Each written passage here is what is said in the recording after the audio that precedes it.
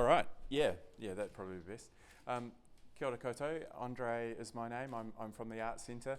I just want to start a little bit of our story based on this image here. 12 months ago, we had a group of kids from Horsell School.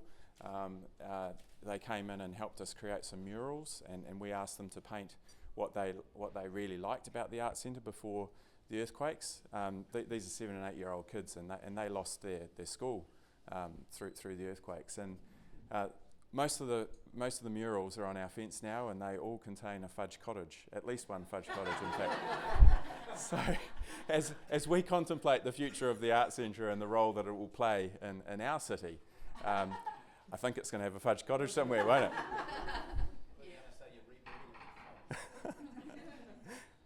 All right.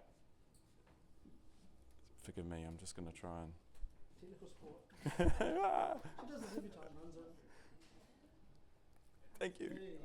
Okay, this is College Hall. This building is 130 years old. This is one of the most special parts of the Arts Centre. Following the earthquakes, it was severely damaged, and this is where the restoration of the entire site started.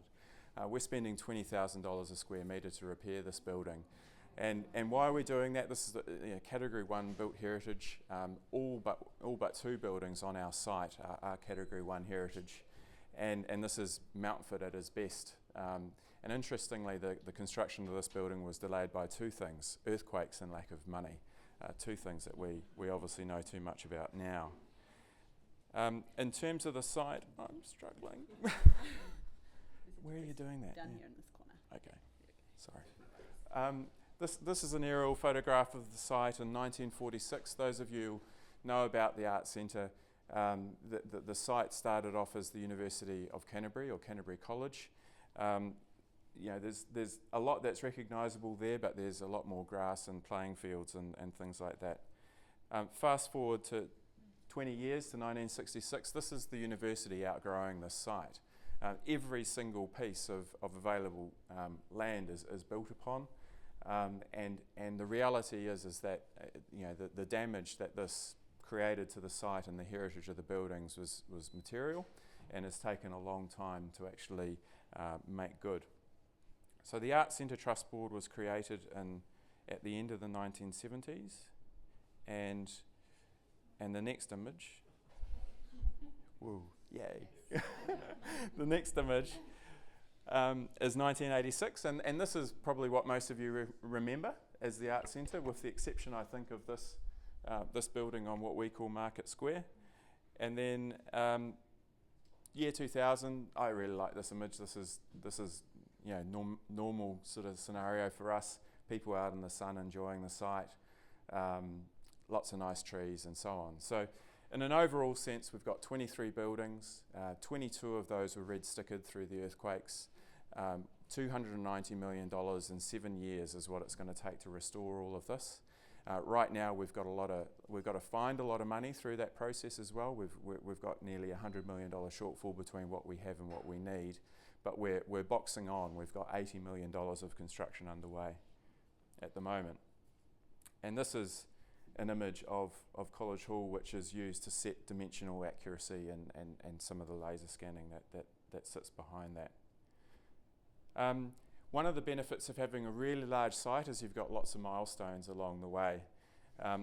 This is inside the gymnasium building, which used to be the Academy Cinema, and this building is effectively restored at the moment. This shows it in progress, and at the moment we're in discussions with potential tenants, and if you read Will's columns, you might know who that is, but we're not talking about it just yet. How's that? This is the registry building. This is our first building that we opened in July. This sits in the northeast corner of the site. It's a lovely little building. This is what it looks like inside. We had an open day beforehand, and what we've sought to do is really show what's possible in heritage buildings. These are really beautiful buildings that can be fantastic for all sorts of uses. Just to give you an overview of the site, in the top left-hand corner is a green dot. That's the College Hall and Clock Tower area. That was our first part of the site that we restored. The second one is up here, HA. That's the registry. That's obviously complete now. And so that's where we were 12 months ago. And everything that I'm going to show you from here forward is what we've done in the last 12 months. We've started and just about finished the gymnasium. We've started Boys High, which is this AA here.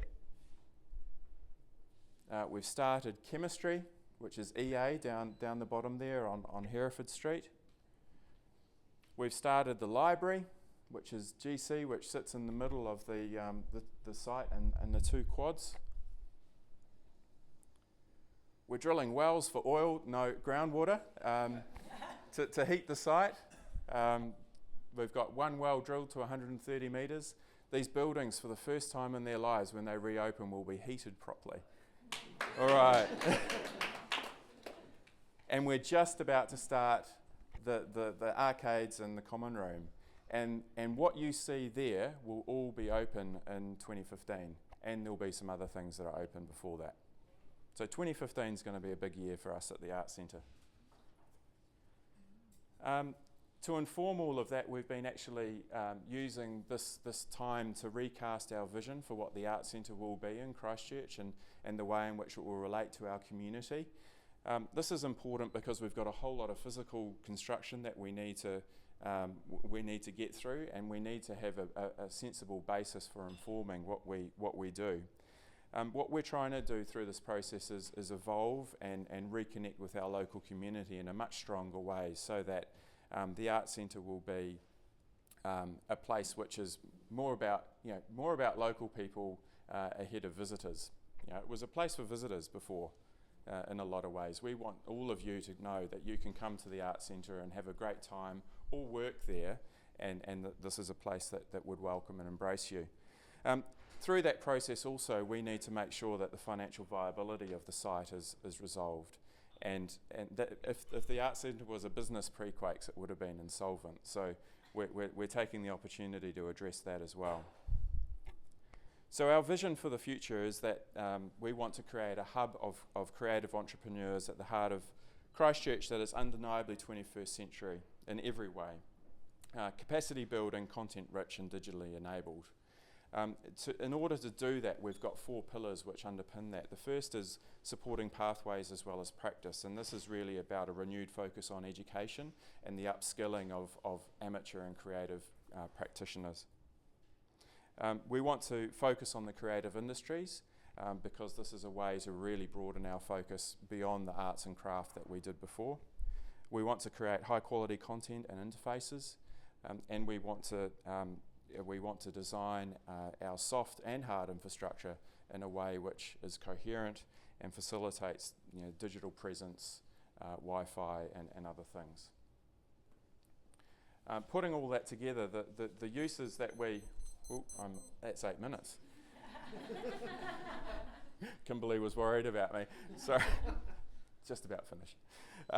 Putting all that together, we've got anchor and complementary uses. Anchor uses are uses that align very strongly with our trust deed, and these might not be completely viable in a financial sense in their own right. We have a creative industries work hub. We've got dedicated studio space. We'll have an Arts Centre Academy, which is about an associates program modelled on the Jam Factory in Adelaide. We'll have exhibition spaces, public spaces, themed markets and Market Square, an education and outreach centre, an art house cinema, kids activities and performance space. Breathe. Underneath that we have a set of complementary uses which are obviously complementary to the anchor uses. They might not align as well as the anchor uses to our trust deed, but as a coherent whole they hang together. We want the Arts Centre to host the Canterbury and Christchurch Tourism Information Centre.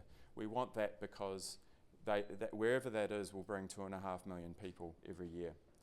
We want to have higher spaces, so once again you can have your band's first gig or get married or whatever in College Hall.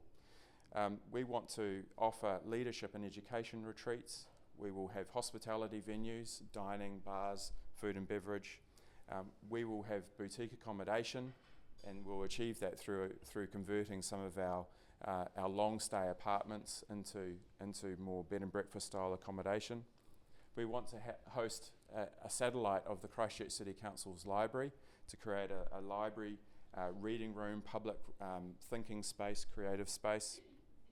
We want to aggregate retail in one location in an arts centre shop so that it's not dribbled through the whole site as it has so been eloquently described to me as it was before.